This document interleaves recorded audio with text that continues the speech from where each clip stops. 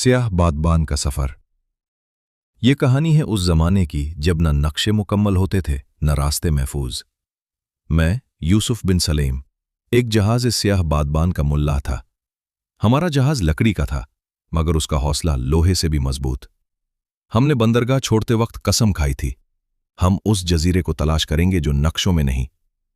پہلے دن سمندر پرسکون تھا، دوسرے دن ہوا تیز ہوئی، تیسرے دن سمندر نے اپنا اصل چہرہ دکھایا۔ لہریں دیواروں کی طرح اٹھ رہی تھیں، آسمان پر بجلی چمک رہی تھی اور ہمارا جہاز ایک کھلونا لگ رہا تھا۔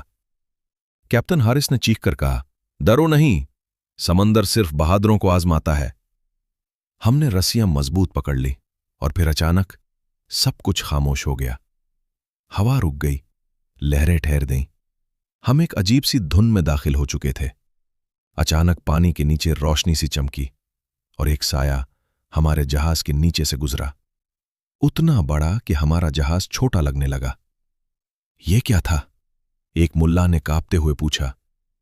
کیپٹن نے آہستہ کہا، سمندر کے راز جنہیں ہر کوئی نہیں دیکھتا۔ کچھ دیر بعد دھند ہٹی اور ہمارے سامنے ایک جزیرہ تھا، سفید ریت، سنہری درخت اور ہوا میں عجیب سی خوشبو۔ ہم اترے مگر وہاں کوئی انسان نہ تھا، صرف ایک پرانا صندوق جس پر لکھا تھا، جو اسے کھولے گا وہ اپنا سب سے بڑا راز دیکھے گا۔ ہم سب ایک دوسرے کو دیکھنے لگے۔ آخر میں نے ہمت کی اور صندوق کھولا۔ اندر سونا یا ہیرے نہیں تھے بلکہ ایک آئینہ تھا۔ میں نے اس میں دیکھا اور مجھے اپنا چہرہ نہیں بلکہ اپنے خوف نظر آئے۔ کیپٹن نے بھی دیکھا اور خاموش ہو گیا۔ ہم سمجھ گئے یہ جزیرہ خزانے کا نہیں، سچ کا تھا۔